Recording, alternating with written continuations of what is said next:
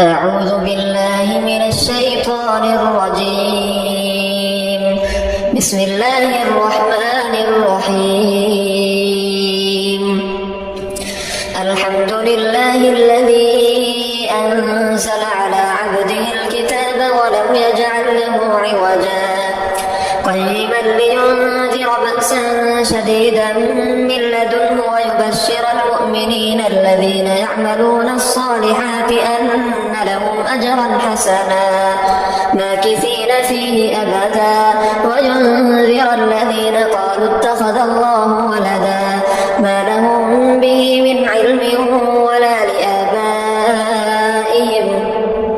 كبرت كلمة تخرج من أفواههم إن يقولون إلا كذبا فلعلك باخع نفسك على آثارهم إن لم يؤمنوا بهذا الحديث أسفا إنا جعلنا ما على الأرض زينة لها لنبلوهم أيهم أحسن عملا وإنا لجاعلون ما عليها صعيدا جرزا أم حسبت أن أصحاب الكهف والرقيم كانوا من آياتنا عجبا إذ أوى الفتية إلى الكهف فقالوا ربنا آتنا من لدنك رحمة وهيئ لنا من أمرنا رشدا فضربنا على آذانهم في الكهف سنين عددا ثم بعثناهم لنعلم أي الحزبين أحصى لما لبثوا أبدا نحن نقص عليك نبأهم بالحق إنهم فتية آمنوا بربهم وزدناهم هدى وربطنا على قلوبهم إذ قاموا فقالوا ربنا رب السماوات والأرض لن ندعو من دونه إلها لقد قلنا إذا شططا هؤلاء قومنا اتخذوا من دونه آلهة لولا يأتون عليهم بسلطان بين فمن أظلم ممن افترى على الله كذبا وإذ اعتزلتموهم وما يعبدون إلا الله فأووا إلى الكهف ينشر لكم ربكم من رحمته ويهيئ لكم من أمركم مرفقا وترى الشمس إذا طلعت تزاور عن كهفهم ذات اليمين وإذا غربت تقرضهم ذات الشمال وهم في فجوة منه ذلك من آيات الله من يهد الله فهو المهتد ومن يضلل فلن تجد له وليا مرشدا وتحسبهم أيقاظا وهم رقود ونقلبهم ذات اليمين وذات الشمال وكلبهم باسط ذراعيه بالوصيد لو اطلعت عليهم لوليت منهم فرارا ولملئت منهم رعبا وكذلك بعثناهم ليتساءلوا بينهم قال قائل منهم كم لبثتم قالوا لبثنا يوما أو بعض يوم قالوا ربكم أعلم بما لبثتم فبعثوا أحدكم بورقكم هذه إلى المدينة فلينظر أيها أزكى طعاما فليأتكم برزق منه وليتلطف ولا يشعرن بكم أحدا إنهم إن يظهروا عليكم يرجموكم أو يعيدوكم في ملتهم ولن تفلحوا إذا أبدا وكذلك أعثرنا عليهم ليعلموا أن وعد الله حق وأن الساعة لا ريب فيها إذ يتنازعون بينهم أمرهم فقالوا ابنوا عليهم بنيانا ربهم أعلم بهم قال الذين غلبوا على أمرهم لنتخذن عليهم مسجدا سيقولون ثلاثة رابعهم كلبهم ويقولون خمسة سادسهم كلبهم رجما بالغيب ويقولون سبعة وثامنهم كلبهم قل ربي أعلم بعدتهم ما يعلمهم إلا قليل فلا تمار فيهم إلا مراء ظاهرا ولا تستفت فيهم منهم أحدا ولا تقولن لشيء إني فاعل ذلك غدا إلا أن يشاء الله إذا نسيت وقل عسى أن يهديني ربي لأقرب من هذا رشدا ولبثوا في كهفهم 300 سنين وازدادوا 9 قل الله أعلم بما لبثوا له غيب السماوات والأرض أبصر به وأسمع ما لهم من دونه من ولي ولا يشرك في حكمه أحدا واتل ما أوحي إليك من كتاب ربك لا مبدل لكلماته ولن تجد من دونه ملتحدا واصبر نفسك مع الذين يدعون ربهم بالغداة والعشي يريدون وجهه ولا تعد عيناك عنهم تريد زينة الحياة الدنيا ولا تطع من أغفلنا قلبه عن ذكرنا واتبع هواه وكان أمره فرطا وقل الحق من ربكم فمن شاء فليؤمن ومن شاء فليكفر إنا أعتدنا للظالمين نارا أحاط بهم سرادقها وإن يستغيثوا يغاثوا بماء كالمهل يشوي الوجوه بئس الشراب وساءت مرتفقا إن الذين آمنوا وعملوا الصالحات إنا لا نضيع أجر من أحسن عملا أولئك لهم جنات عدن تجري من تحتهم الأنهار يحلون فيها من أساور من ذهب ويلبسون ثيابا خضرا من سندس واستبرق متكئين فيها على الأرائك نعم الثواب وحسنت مرتفقا واضرب لهم مثلا رجلين جعلنا لأحدهما جنتين من أعناب وحففناهما بنخل وجعلنا بينهما زرعا كلتا الجنتين آتت أكلها ولم تظلم منه شيئا وفجرنا خلالهما نهرا وكان له ثمر فقال لصاحبه وهو يحاوره أنا أكثر منك مالا وأعز نفرا ودخل جنته وهو ظالم لنفسه قال ما أظن أن تبيد هذه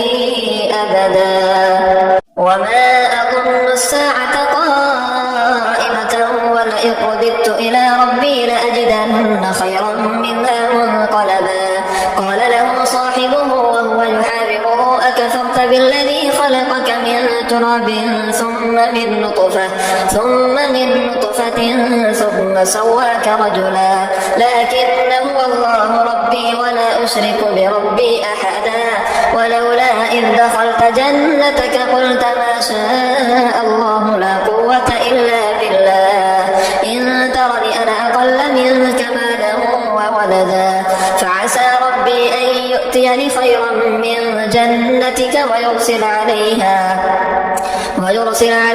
حسبانا من السماء فتصبح صعيدا زلقا أو يصبح ماؤها غورا فلن تستطيع له طلبا وأحيط بثمره فأصبح يقلب كفيه على ما أنفق فيها وهي خاوية على عروشها ويقول يا ليتني لم أشرك بربي أحدا ولم تكن له فئة ينصرونه من دون الله وما كان منتصرا هنالك الولاية لله الحق هو خير ثوابا وخير عقبا فاضرب لهم مثل الحياة الدنيا كماء إن أنزلناه من السماء فاختلط به نبات الأرض فأصبح هشيما تذروه الرياح وكان الله على كل شيء مقتدرا المال والبنون زينة الحياة الدنيا والباقيات الصالحات خير عند ربك ثوابا وخير أملا ويوم نسير الجبال وترى الأرض بارزة وحشرناهم فلم نغادر منهم أحدا وعرضوا على ربك صفا لقد جئتمونا كما خلقناكم أول مرة بل زعمتم أن لن نجعل لكم موعدا ووضع الكتاب فترى المجرمين مشفقين مما فيه ويقولون يا ويلتنا ما لهذا الكتاب لا يغادر صغيرة ولا كبيرة إلا أحصاها ووجدوا ما عملوا حاضرا ولا يظلم ربك أحدا وإذ قلنا للملائكة اسجدوا لآدم فسجدوا إلا إبليس كان من الجن ففسق عن أمر ربه أفتتخذونه وذريته أولياء من دوني وهم لكم عدو بئس للظالمين بدلا ما أشهدتهم خلق السماوات والأرض ولا خلق أنفسهم وما كنت متخذ المضلين عضدا ويوم يقول نادوا شركائي الذين زعمتم فدعوهم فلم يستجيبوا لهم وجعلنا بينهم موبقا ورأى المجرمون النار فظنوا أنهم مواقعوها ولم يجدوا عنها مصرفا ولقد صرفنا في هذا القرآن للناس من كل مثل وكان الإنسان أكثر شيء جدلا وما منع الناس أن يؤمنوا إذ جاءهم الهدى ويستغفروا ربهم إلا أن تأتيهم سنة الأولين أو يأتيهم العذاب قبلا وما نرسل المرسلين إلا مبشرين ومنذرين ويجادل الذين كفروا بالباطل ليدحضوا به الحق واتخذوا آياتي وما أنذروا هزوا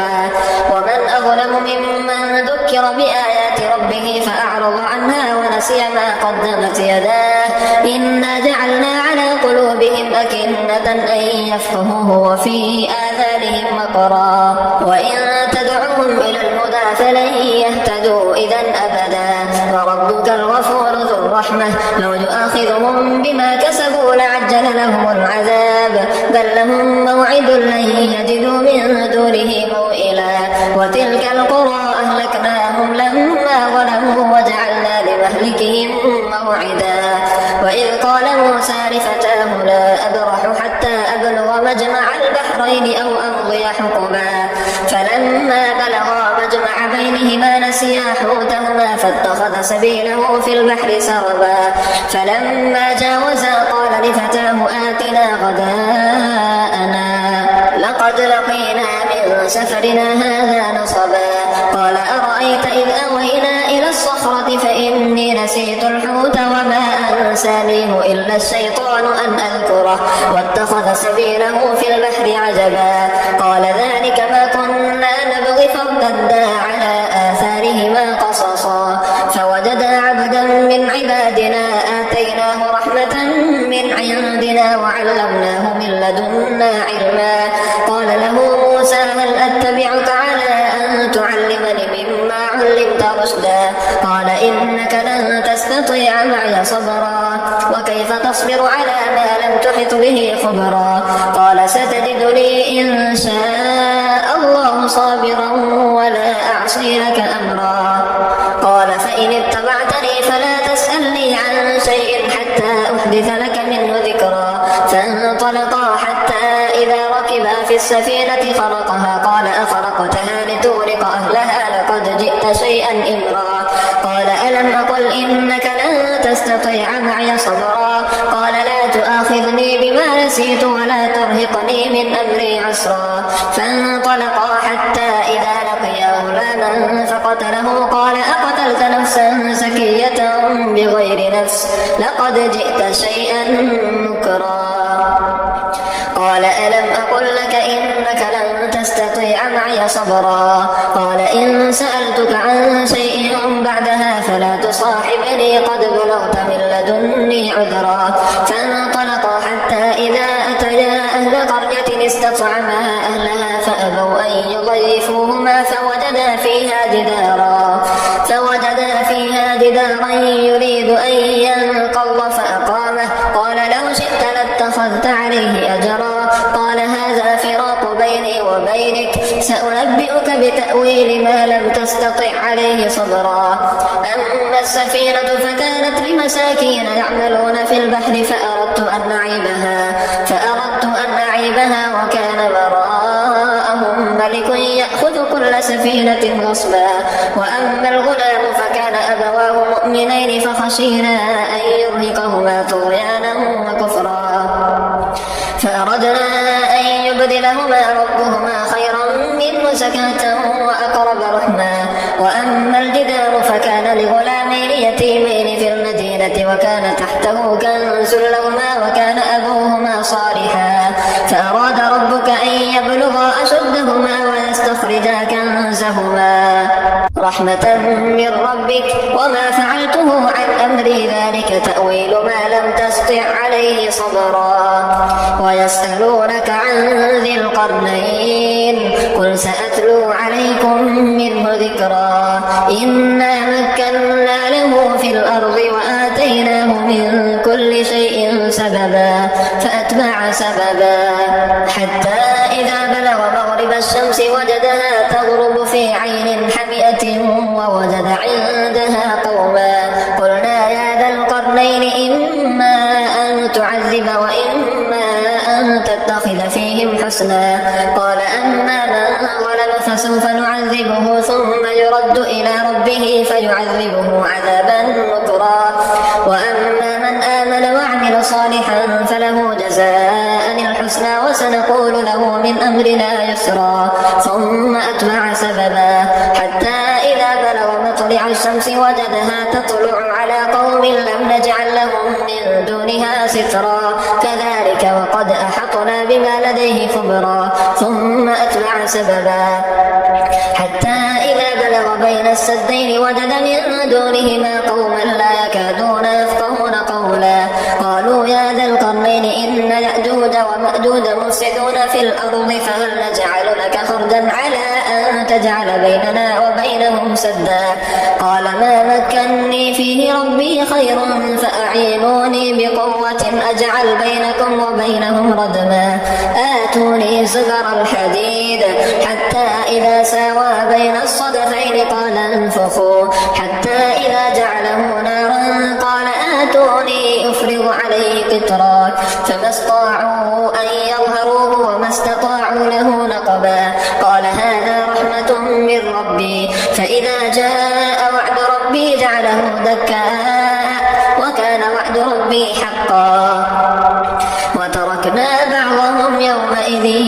يموج في بعض ونفخ في الصور فجمعناهم جمعا وعرضنا جهنم يومئذ للكافرين عرضا الذين كانت أعينهم في غطاء عن ذكري وكانوا لا يستطيعون سمعا أفحسب الذين كفروا أن يتخذوا عبادي من دوني أولياء إنا أعتدنا جهنم للكافرين نزلا قل هل ننبئكم بالأخسرين أعمالا الذين ضل سعيهم في الحياة الدنيا وهم يحسبون أنهم يحسنون صنعا أولئك الذين كفروا بآيات ربهم ولقائه فحبطت أعمالهم فلا نقيم لهم يوم القيامة وزنا ذلك جزاؤهم جهنم بما كفروا واتخذوا آياتي ورسلي هزوا إن الذين آمنوا وعملوا الصالحات كانت لهم جنات الفردوس نزلا خالدين فيها لا يبغون عنها حولا قل لو كان البحر مدادا لكلمات ربي لنفد البحر قبل أن تنفد كلمات ربي ولو جئنا بمثله مددا قل لو كان البحر مدادا لكلمات ربي لنفد البحر قبل أن تنفد كلمات ربي ولو جئنا بمثله مددا قل إنما أنا بشر مثلكم يوحى إلي أنما إلهكم إله واحد فمن كان يرجو لقاء ربه فليعمل عملا صالحا ولا يشرك بعبادة ربه